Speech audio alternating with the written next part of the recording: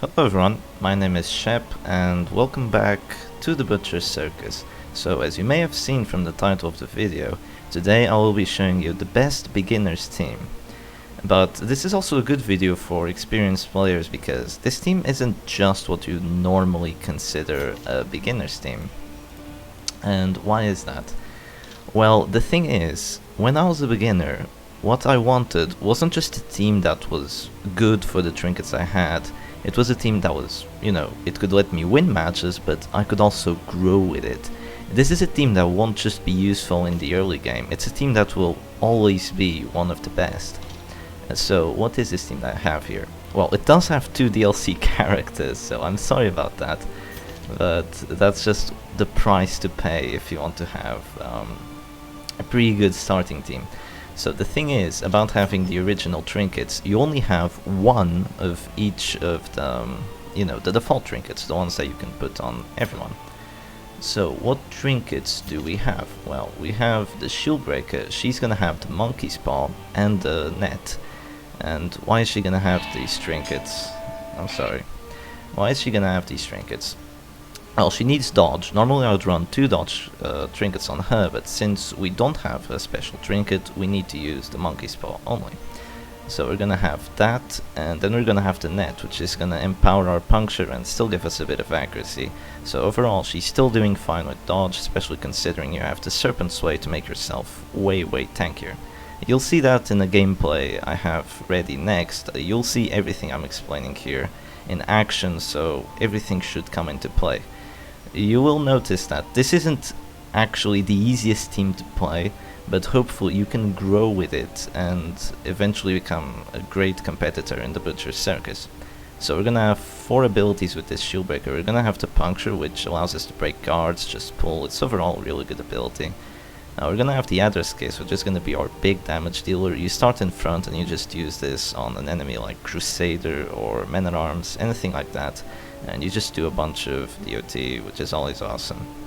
Then you have a choice between Expose and Captivate. And I'll be honest with you, I've been using these 2 abilities, both of them, recently, just trying to decide which one is best. Just giving it my most effort I could ever do, because they're both good abilities, but I have a feeling that Expose is just better, because it just has more uses. Captivate feels like a win more card. You already have enough DOT with this team, and the Expose here is going to allow you to do things that Captivate wouldn't. If your Jester gets pulled, you could always just Expose to put your Flagellant back in position 2, that kind of stuff. Expose just gives you way more flexibility, which is why I'm going to be taking it, and it's why you're going to be seeing it used in the video. Then you have Serpent Sway, which is like your clutch ability as a Shieldbreaker. It's your ability that you just pop if you think that she's in danger.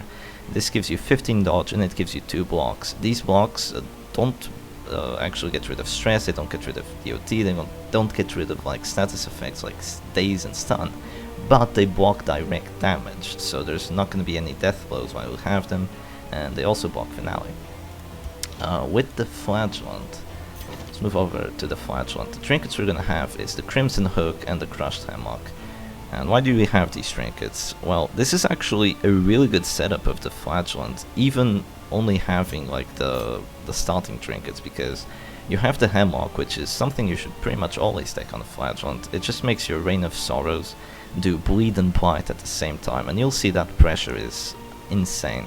And the Crimson Hook is also a really good trinket because it gives you bleed chance, stress dealt versus bleeding, and crit, and the Flagellant can use all of these.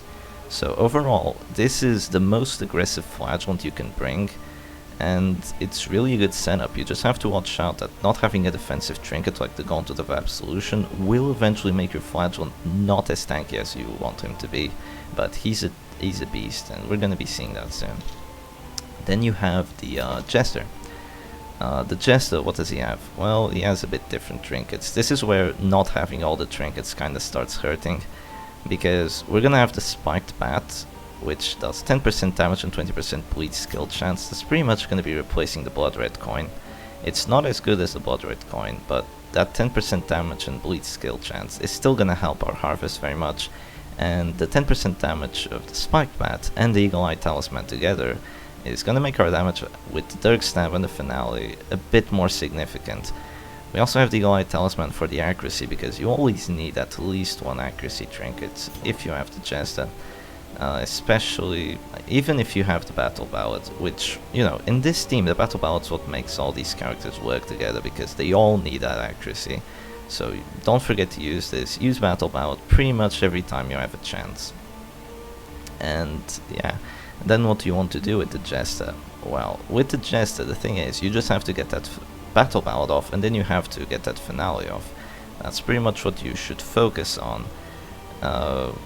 Yeah, I'm not going to give you any spoilers, but we won't be seeing too much of the Jester in this match. But overall, just use the Battle Ballad, and you want to use move forward with the Dirk Stab. Try and get a Harvest or two in first if you really need to, and just get the Finale on their most important character. That's usually what you do with Jester. With the Flagellant, what do you do with the Flagellant? I forgot to mention that. You just stay there in the front line, you use Rain of Sorrows to add a lot of pressure on the enemy backline, and once they're full with DOT, you just switch to Punish on the frontline characters. Of course, once you drop the low HP, you have the choice of either using Redeem or Exsanguinate. Redeem heals both you and an allied character, so it's a great move for like getting the Shieldbreaker out of harm's way, or the Jester, or the Antiquarian, really anyone. While the Exsanguinate causes bleed on the enemy frontline, so most of the time you can just use Rain of Sorrows, and then the enemy frontline gets destroyed by both Exsanguinate and Adder's Kiss. So yeah, imagine it's like a Crusader and an Abomination frontline. The Blight goes on the Crusader, and the Bleed goes on the Abom. And with your extra bleed chance, these bleeds are going to be going through. Not to mention that Exsanguinate can actually apply Crushed Hemlock as well. So it's just great synergy between these trinkets and all of the Flagellant's abilities. And then last but not least, we have the Antiquarian, which is also what's kinda holding this team together because of the Rejuvenating Vapors. You can see that every character here is a threat, pretty much. You have the Shieldbreaker with her punctures and her blights. You have the Flagellant, which is just on a whole level on its own. You have the Jester, which has that threatening Finale. And what does the Antiquarian have? Well, in this case, she's gonna have the Finisher. She's gonna be your finishing character without Festering Vapors. As well as that, she's gonna have Rejuvenating Vapors, which is her best thing. This is the ability that lets you beat damage teams. This team can take on pretty much anything that is stress. It can take on other DOT teams like itself, and it can take on damage teams because of this Rejuvenating Vapors. You just pop that on by the end of round 1.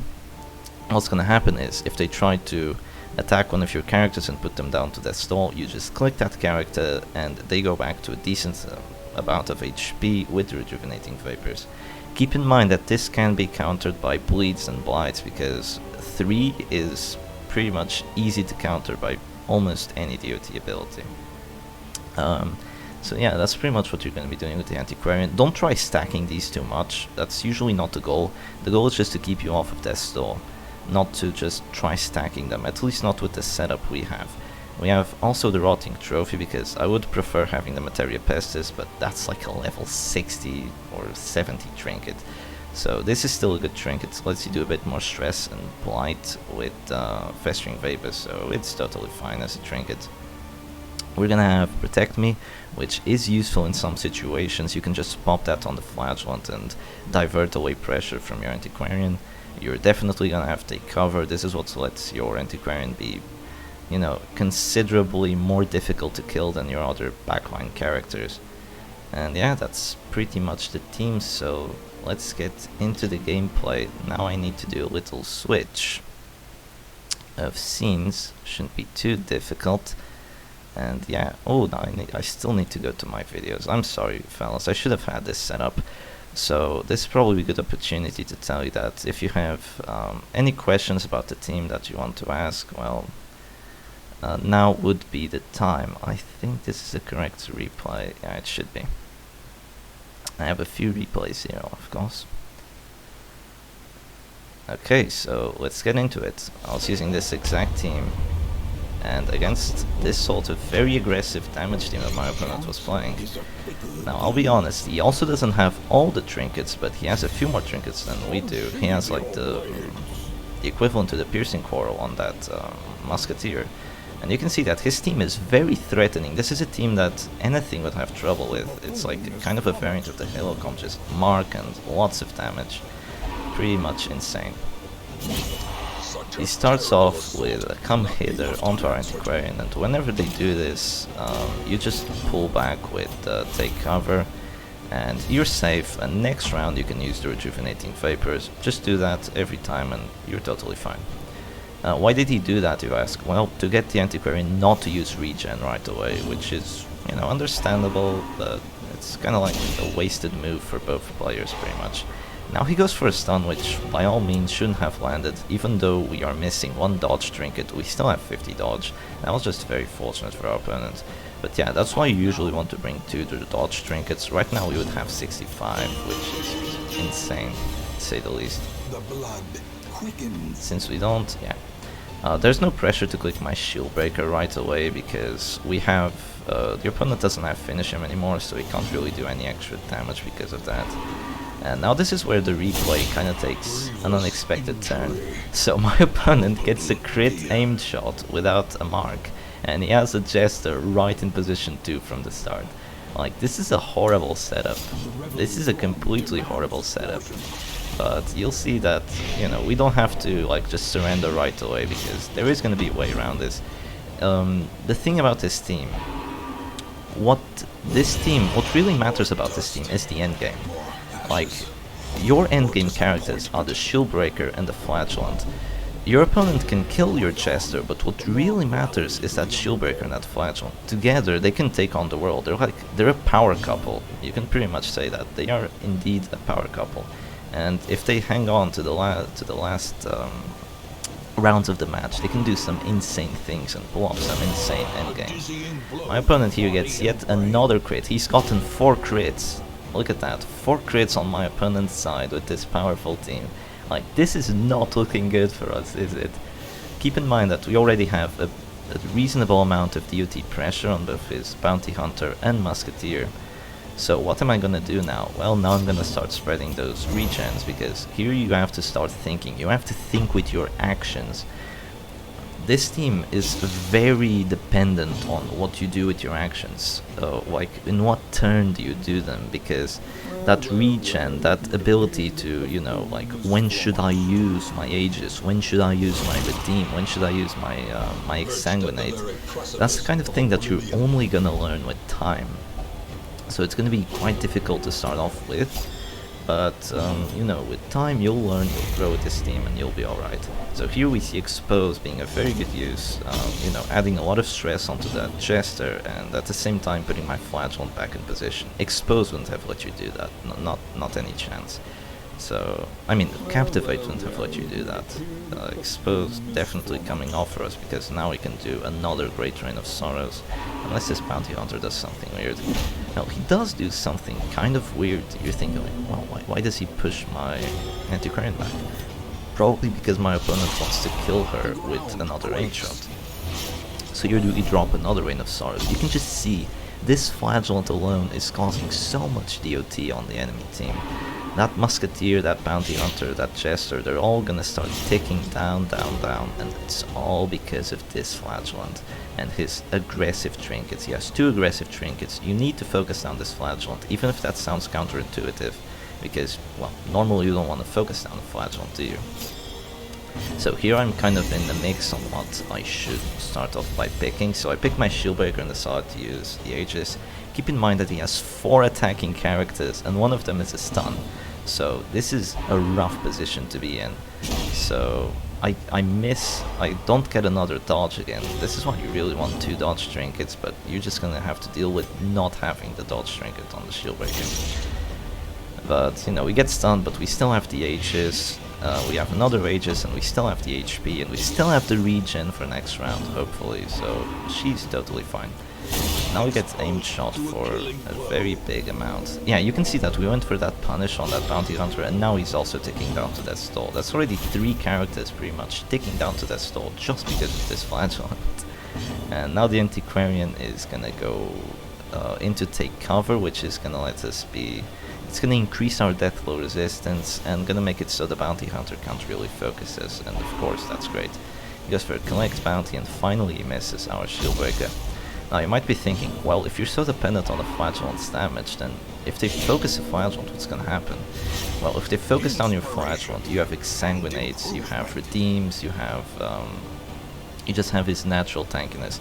So if they focus down your Flagellant, the other characters are going to be doing the damage. This team is very dynamic. And here's what I'm going to do. I'm going to go for an Exsanguinate on the Crusader. While it's a Hail Mary play because he has very high bleed resist, I need that Exsanguinate bleed to actually start taking down this Crusader. So you can see all 4 characters are all going to start losing HP, like maniac levels of HP, just by round 4, only because of this Flagellant. Well, nearly only because of this Flagellant. He's just been able to endure, and now they're all gonna start ticking down. And it's not like my enemy made a lot of mistakes here. He didn't do many mistakes. What he did do was get quite lucky at the start of the match, but even then, this is not looking as bad as it was looking before. We still have 3 characters, and all his characters are under, well, considerable pressure now. That Musketeer is gonna drop to Death's Door soon. That Bounty Hunter was gonna drop to Death's Door until he got that crit heal, but the Jester is still dropping. What do I go for here? I still have 90%, 95% Deathfall resistance. I think I might use Force Guard, because I'm kind of scared on him getting a crit finish him on my Flagellant, just doing enough damage to drop me to Death's Door. You always need to be careful when you have a Flagellant without the Gauntlet of Absolution, because he takes more damage than you'd think. He goes for an uppercut, really high hit chance, and gets rid of my last Aegis. But you know, you can still use it again, so it's fine. He goes for a Dirk Stab. I don't think he's even used the Battle Ballad yet. No, he hasn't. We have 15 dodge, so quite fortunate that we dodged that, but we were at Death's Door. So now we had a 50-50 chance of killing that Jester, but unfortunately we don't get it. The Fettering Vapors is gonna, you know, do DOT on all the other characters, and they're all gonna keep taking down.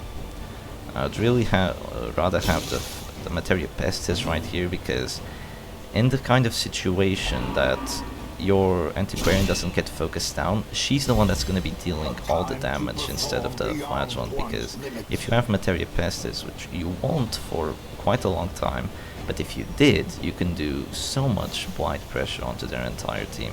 Every character here has insane pressure with blights and just overall doing damage. Now, why do we go for that pull on the Musketeer? That was an amazing move that I just did, but unfortunately it didn't work, even with the net. If I pulled her, the Bounty Hunter would go down to position 4, so he wouldn't be able to use Finish him. But even though he does, he didn't bring the finisher, so he doesn't finish us off. And I don't know why. You have the finisher as a starting trinket, so I really don't know why he didn't take it, but that's just the way it is. He hits us with that Dirk Stab, but fortunately he doesn't get the death blow. Keep in mind that we have the plus 20% death blow resistance. And here I'm very surprised by what he does, because he actually decides to heal his Bounty Hunter.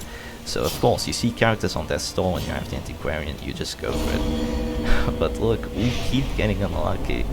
We have a 65% death blow chance on the Jester and a 50-50 on the Musketeer, but we still get 0 death blows.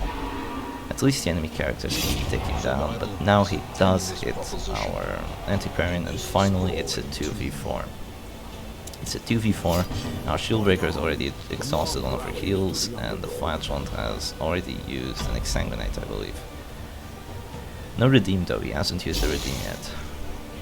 Yeah, but look at that, that Exsanguinate on the Crusader, he was at full HP, well, he's not anymore. What did I do by that puncture? Well, by puncturing the enemy on the back line, I made it so the Crusader cannot get any stuns. If the Crusader gets stuns at this point, it's a disaster. If you're down a character, which many times you might actually be using this team, if you can't get your finale off, then it's gonna be terrible for you.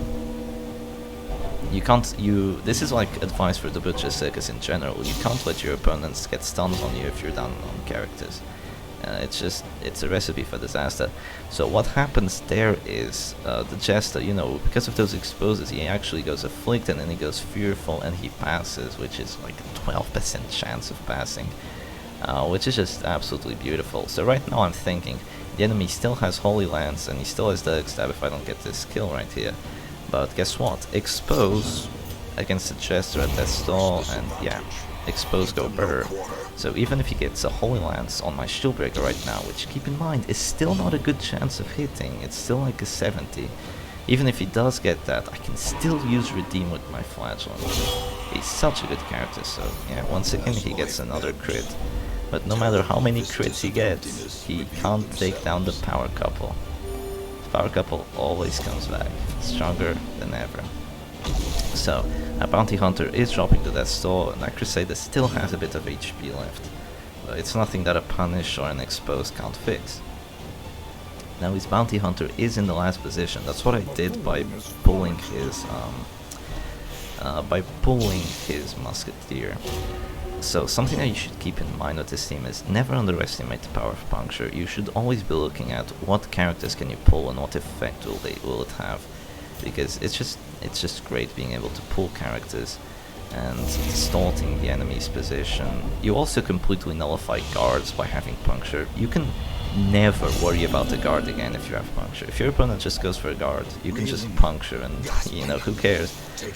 With this team you also have DOT, so you really don't have to worry about guards. Just DOT the guy who's guarding, doesn't matter. The protection doesn't matter. You also have more accuracy because of the Battle Ballad and so on.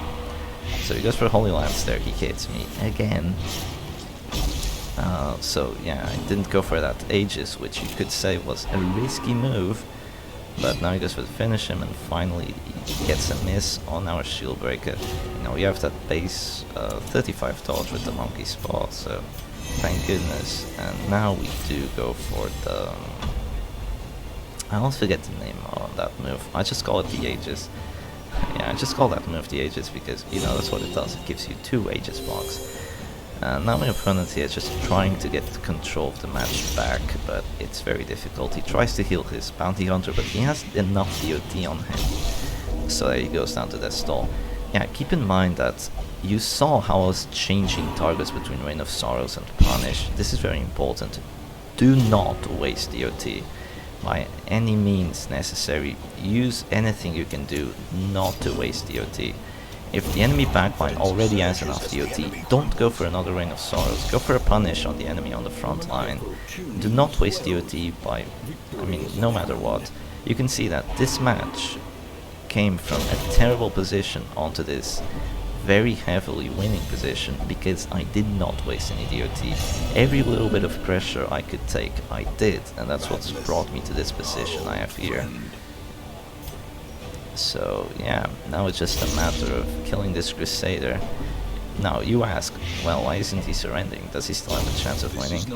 Well, kind of. If my Flagellant kills himself with Rapturous, then yeah, he does have a chance of winning. You know, if my Flagellant attacks right now. Oh, I forgot to mention, but something you should learn about the Flagellant is when he drops to that stall, he heals his allied characters for like 10% of their max HP. Well, we got a crit with Exsanguinate. Yeah, but when he drops that to that stall, he heals his friendly characters.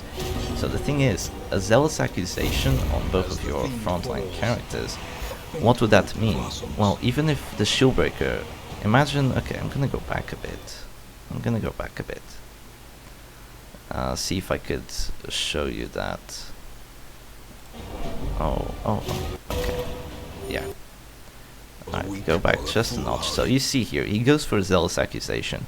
Imagine that my Shieldbreaker didn't have the Aegis. Okay? You might think, well, he's gonna hit, he's gonna get a death blow chance on that Shieldbreaker and put the Flagellant to that stall. He's not. Even if I didn't have the Aegis and he hit, the heal from the Flagellant going to that stall comes before the Zealous Accusation actually hits. So make sure to keep that in mind. I have a few replays on my channel already where you can see that happening plenty of times because it's honestly one of the greatest abilities of the Flagellant.